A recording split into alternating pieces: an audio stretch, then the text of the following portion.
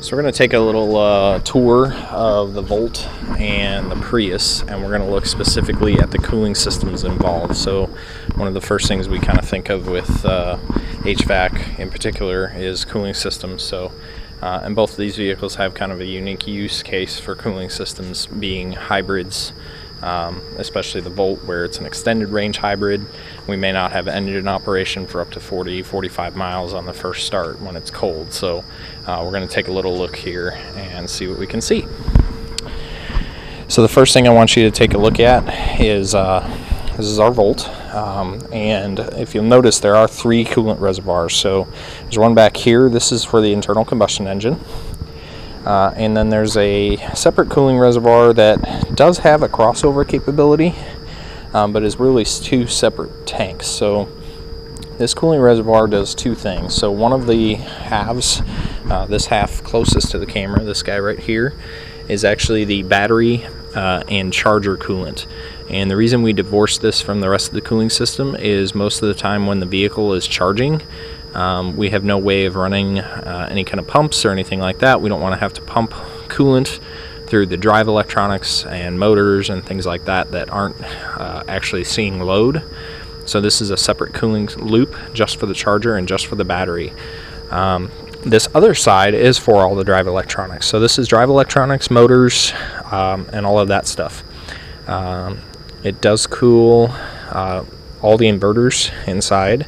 The main inverter assembly, and then it goes down into the transmission and has a cooling loop around the electric motors. All of the DC to DC converter and those components are in the back, and those are air cooled. So if you notice, these are 5 psi cooling systems, so away from our more traditional 20 psi or 14 psi systems. These are only 5 psi. They're designed for only 5 psi, especially the battery. So the battery has vertical cooling plates that are about the thickness of a credit card, and those cooling plates do expand with pressure a little bit, so they don't want anything more than 5 psi. So it has a cooling loop going through the battery. The charger itself is actually up in this corner of the car, so it's right up in here behind the front bumper. I don't know if we'll be able to see it, but if we took out this inner fender liner in here, pulled that out, or if we popped the front bumper off, we would be able to see that charger just behind this panel. So it's almost straight underneath the headlight. So the Prius works a little bit differently than the Volt. Since the Volt does have the capability of charging, plugging in and charging, it does have a few more cooling system components, but the Prius does have a pretty unique cooling system as well. So what you see up here in this corner, this is a vacuum storage tank.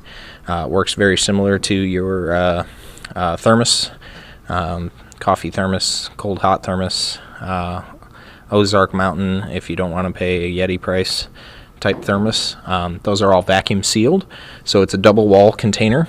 This outside wall is sealing vacuum, and then the coolant is actually sealed inside, and the air is evacuated from between those 2 canisters. So the Prius can store coolant at about 170 degrees for about 3 days after a full engine warm-up cycle.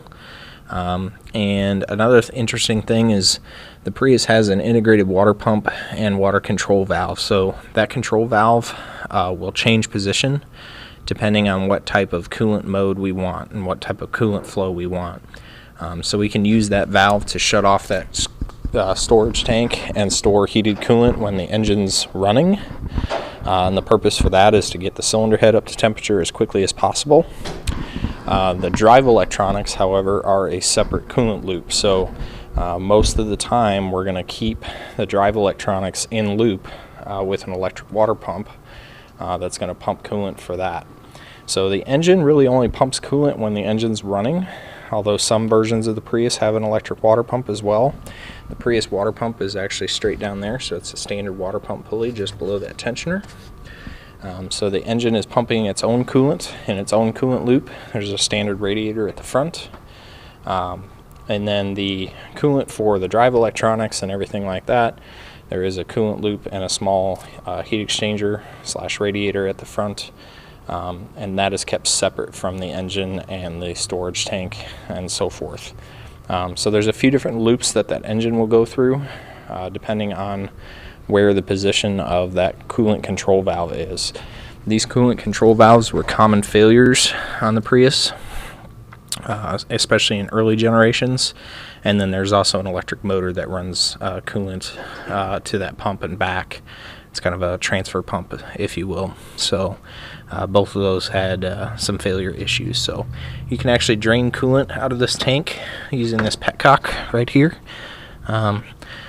I would be cautious of servicing a vehicle that has run recently, because for the most part we can store hot coolant for a very long time after the engine's been shut down. So just because the engine's cold doesn't mean the coolant inside the storage tank is cooled off.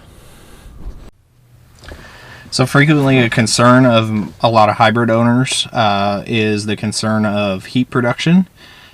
So we've worked for a long time with engine coolant to heat the interior cabin. And now that we have things like extended range hybrids like the Volt I'm in right now, and other vehicles that may not run the engine very frequently, there is a lot of concern among some owners about the range impact that running heat can have in a vehicle like this. One of the reasons there's such a big impact on the range is that since we don't have an available surplus of hot coolant to run through a heater core, typically we need to supplement that coolant with PTC heaters and things like that, other high current devices that are designed to heat the coolant on its own. So if the cabin requires a lot of heat, there's going to be an HVAC control module that's going to send a message to or control those heaters via the body control module or another control module that will actually artificially warm that coolant. What a lot of manufacturers have started recommending is using seat heaters instead to kind of warm the bodies in the cabin versus warming the entire cabin, because it's one of the most inefficient processes present on some of the extended range electrics and some of the full electric vehicles. So a lot of manufacturers recommend that. All of this is controlled by an HVAC control module. So typically the driver interaction with HVAC isn't any different. You just may notice that there's a larger heat production and the vehicle warms up quicker if the engine is running. There's also programming in some of these vehicles. Try to get into it here, but there's programming in some of these vehicles to actually run the engine when it is cold. So we're going to take a look in the radio here, and in the settings of the radio, or in the vehicle settings in some cases, when we look at some of these climate control settings, it gets in config. When we look at vehicle settings, we can go to comfort and convenience, climate and air quality, that's what I wanted. And we can go to engine assisted heating. So there's two levels. So GM's programmed two levels for engine assisted heating. At cold outside temperatures, anything below about 30 degrees, it's going to kick on the engine regardless of battery charge level. And that's just to produce some hot coolant for the heater core. At very cold outside temperatures, which is about 0 degrees, the engine's going to kick on at about 0 degrees if the regardless of battery charge, if the climate control system dictates that it needs hot coolant. So it's also used a little bit in defrost, although I have not been able to get a Volt into that mode. Many of you know I own a 2013 Volt, and that car has not demonstrated that capability yet. So that's a little bit about the HVAC systems present on these vehicles. Many of them, like I said, are not that different than a conventional vehicle. We just may have additional coolant loops.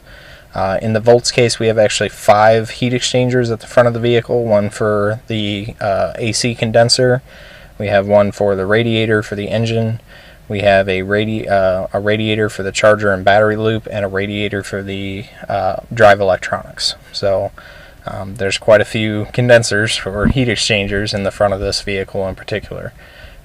As we migrate to fully electric vehicles, chances are we will see that number decrease.